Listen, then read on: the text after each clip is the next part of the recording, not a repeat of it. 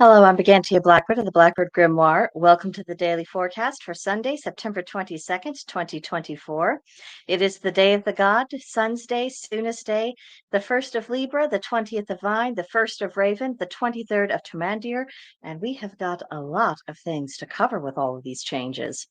So to begin with Libra, it's associated with the element air. It is a cardinal sign. And when you think of cardinal astrological signs, a helpful keyword to keep in mind be charge. The cardinal signs are going to charge, the fixed signs are going to finish the job, and the mutable signs are going to invoke change. So that hopefully that'll be a little shorthand that will help you as you're going along. It's linked with the colors of pink and green.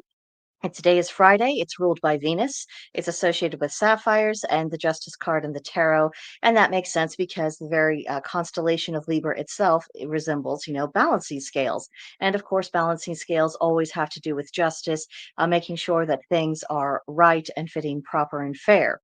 And of course, the keywords for Libra are balance, justice, and harmony. What it likes as both Libra individuals and just kind of the overall tone of the season itself when we're under its influence is harmony, gentleness, and being outdoors. And its dislikes are violence, injustice, loudmouth, and conforming. The strengths of Libra are cooperation and diplomacy, which we need a lot more of in our world. And its weaknesses are indecisiveness and grudge holding. The indecisiveness comes across because it can take a long time to really balance out all of the factors in order to arrive at what a Libra would consider to be a proper judgment and decision. And the grudge holding, of course, that's going to be all tied up with injustices, real or perceived. And I think it's important that we always remember with our perceptions that we are human, we are incapable of error, and that perhaps we should be a bit careful before we just pronounce that something is bad without taking other factors into account. That's something that I think all of us could really learn from Libra.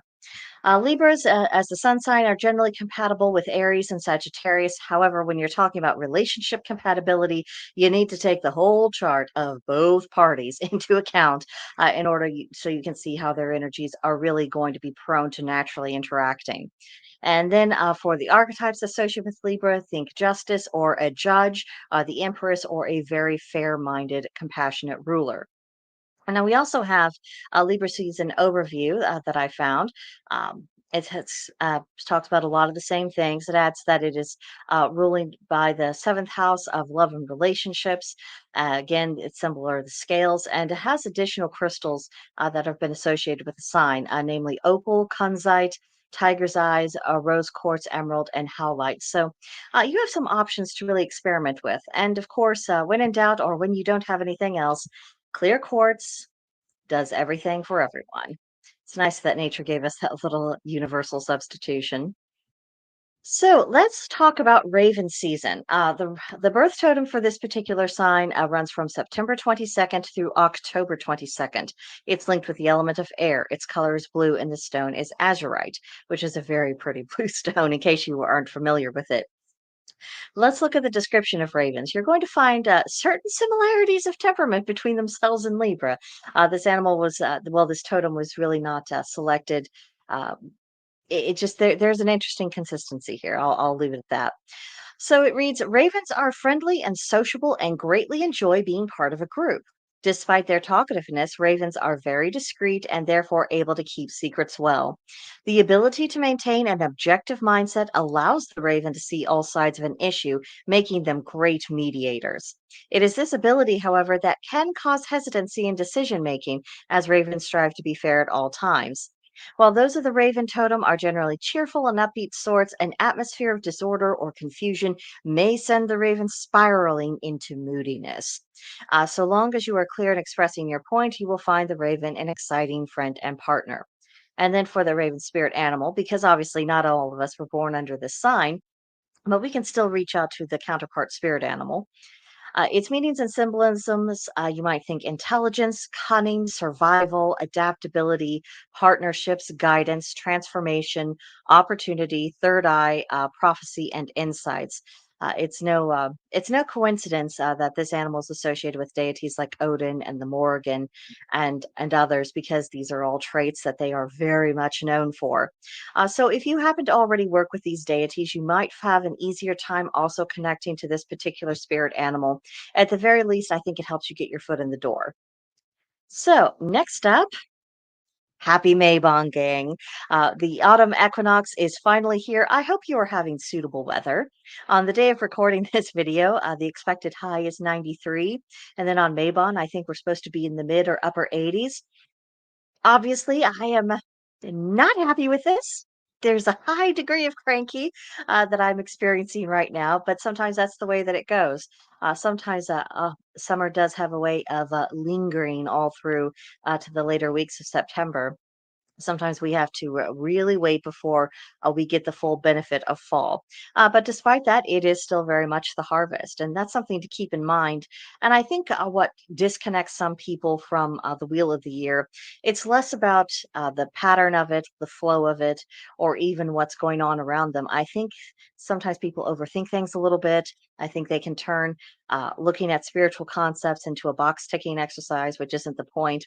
And sometimes I think that people just flat out forget that the main idea of any holiday and celebration is the theme. And the theme, of course, for the Mabon is the harvest itself. And also uh, that moment of balance between light and dark for the actual equinox. It doesn't last very long, but it's an interesting spiritual thing to contemplate about what does balance mean, and what does it tell us that even nature itself, and the balance between daylight hours and darkness hours, about how it's such a brief moment of absolute balance.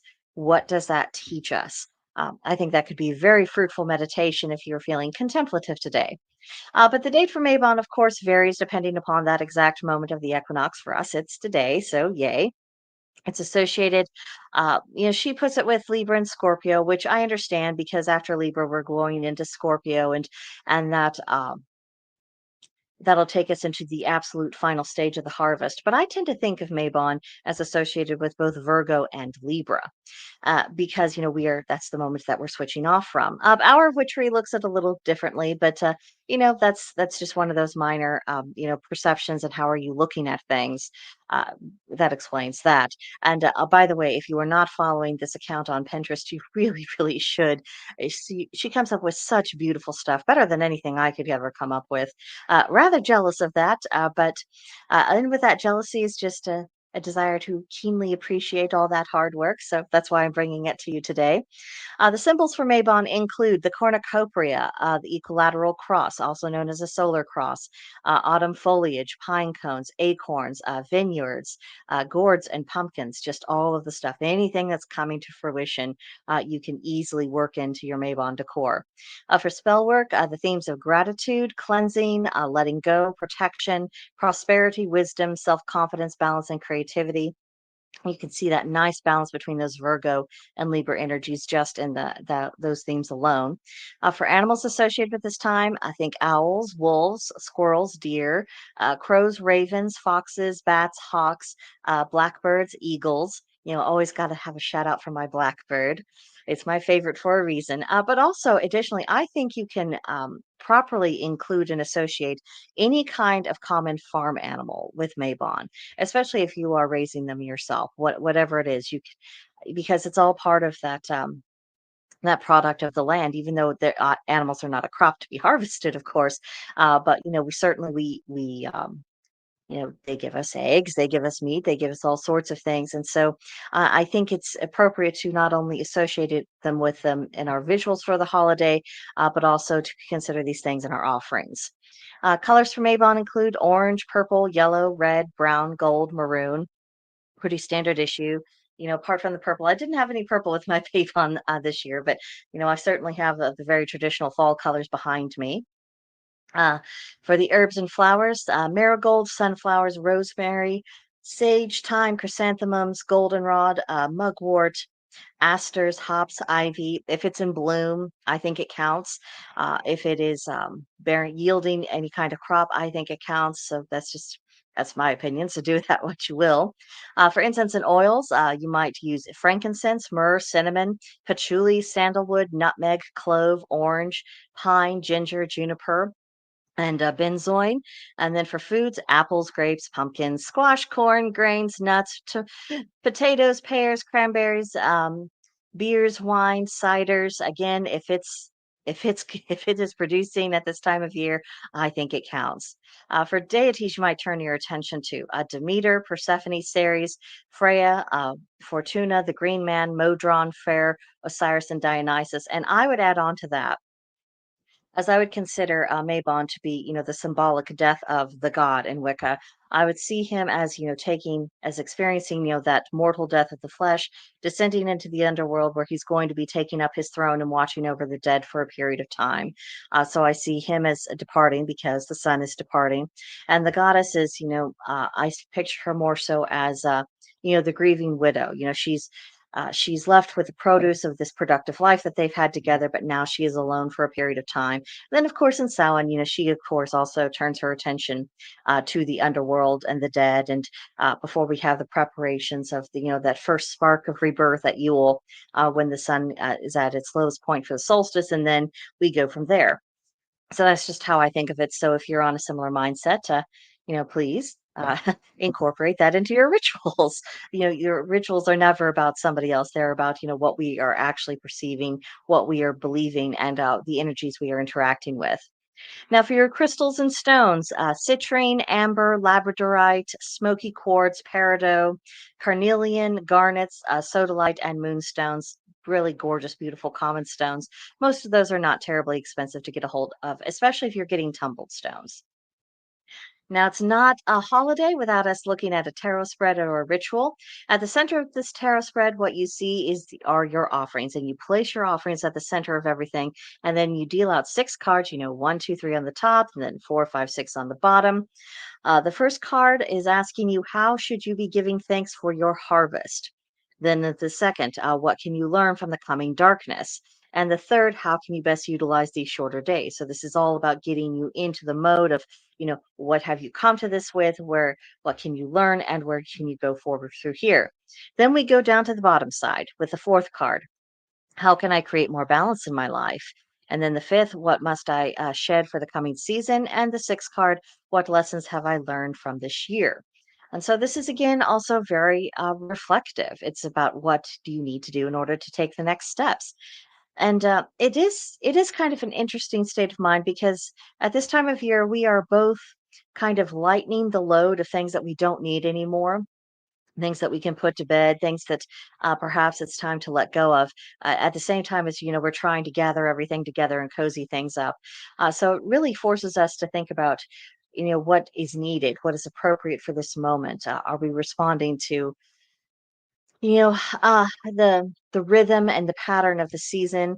Are we lingering? Do we have desires and goals that are better suited for another part of the year? It just makes us look inward a little bit. But then that's also what this dark part of the year is really all about. And when it comes to dividing the light and the dark, there's a couple of traditional points. And honestly, I think with any, diagonal cross holidays, I think you can actually make the case for it. Most usually, people tend to think about, the light half of the year being from Yule to Letha, and then the dark from Letha to Yule. Other people, they tend to look at it from Samhain to Beltane and then Beltane to Samhain, which all makes sense because for the Celts, Samhain marks the beginning of winter and Beltane marks the beginning of summer. So it makes sense that it would be divided up that way. For me, I tend to think about it as, how many daylight hours do I have? Is it in the majority or the minority of the time? So for me, I tend to think of the light half of the year as the spring equinox to the autumn equinox, and then the dark from the autumn to the spring. But there are probably even people who they would prefer to mark it from Imbolc to Lunasa, because with Imbolc, and, yes, we've had that rebirth of the life, but by the time Imbolc rolls around, that's when you really start to notice it. And it's the same with Lunasa. With Lunasa, you start noticing the increase of darkness creeping back into the world. It is really a matter of personal perspective. And I don't think that there's any kind of great spiritual, you know, imperative that you have to look at it one particular way. There's a reason why these different perspectives exist. And I think all of those interpretations are reasonable. And if something is reasonable and it is matching up with what you can see in reality, then I think you're on the right track, even if some people get their noses out of joint. But anyway, have a fun Mabon. And let's go on to our astrology for the day. The sun begins in Virgo, mutable earth, representing industry. Then at 7:44 a.m. Central Time, it goes into Libra, cardinal air, which represents justice. We've gone from hard work to exercising justice. And then the moon is in third quarter Taurus, fixed earth, which represents creating value. At 5:14 a.m., it goes void of course. And then at 5:24 a.m. Central Time, it goes into third quarter Gemini, mutable air, which represents a strong outside influence. Mercury is in Virgo, mutable earth, representing linguistic skill. Venus is in Libra, cardinal air, representing harmony. Then at 9:36 p.m. Central Time, it moves into Scorpio, fixed water, and then it represents passion. Mars is in Cancer, cardinal water, which represents seeking security. Jupiter is in Gemini, mutable air, representing questing. Saturn is retrograding in Pisces, mutable water, which is to redefine dreams. Uranus is retrograding in Taurus, fixed earth, representing rebellion. Neptune is retrograding in Pisces, mutable water, which represents spiritual awakenings. And Pluto is retrograding in Capricorn, cardinal earth, which represents transformation. For the retrogrades, for Saturn, reclaim your authority. For Uranus, reconsider how you rebel. For Neptune, reclaim your magic. For Pluto, reclaim your ability to regenerate. And for Chiron, restore the heroic spirit. Our moon phase is a waning gibbous, so this is the time to absorb revelations we received from the full moon. For the Gemini moon, the do's are socialize, network, and teach, and the don'ts are slow communication, manic distractions, and unventilated spaces. So on this day of the sun, again, happy Mabon. Get outside as much as weather permits. Celebrate in the fresh air if you possibly can. Now, obviously, if you're getting a downpour, that probably isn't going to be possible. But just make the most of it. Try to restore that connection between yourself and the outside world. Surround yourself in nature. Take a relaxed but focused approach to your feast preparations. And remember to express gratitude for the blessings of the harvest. Our tarot card for today is the Six of Pentacles. The number six represents stage two. The Suit of Pentacles represents the rational feminine, receptive energy, the earth element, and material action. And its keywords are interdependency, self sustaining cycle, and mutual power, which I can scarcely think of a more appropriate card to really come up on Mabon itself, because it is all about that interdependency between ourselves and the earth, between ourselves and the gods, and between ourselves and the people who have made producing our food their profession in life. We are not any of us, wholly independent. And this that it is the interdependency that creates the self-sustaining cycle, as each one is giving of their labor and of their energies in their turn in proper measure.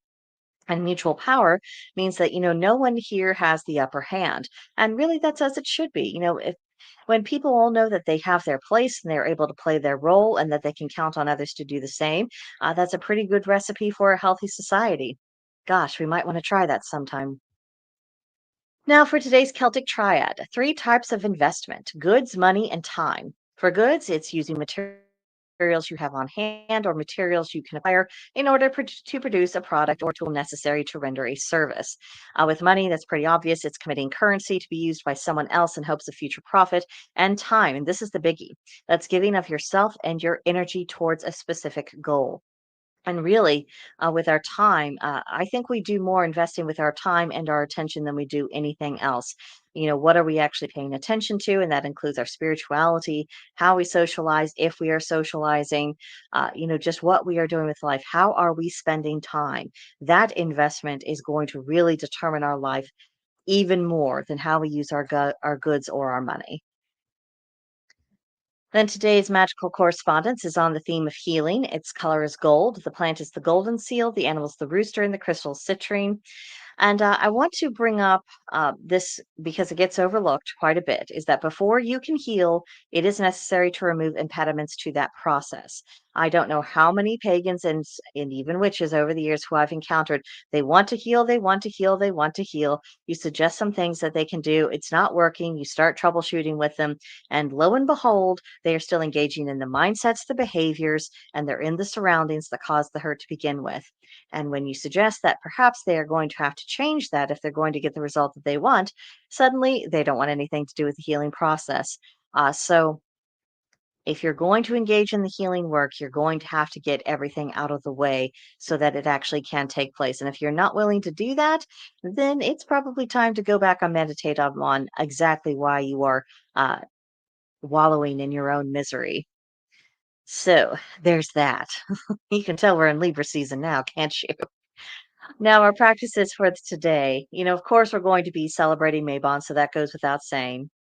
But an interesting question to contemplate would be if one of the gods associated with autumn took on flesh, where would you expect to find him?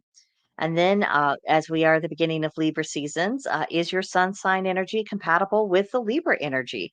There, sometimes there's a natural flow, sometimes there isn't.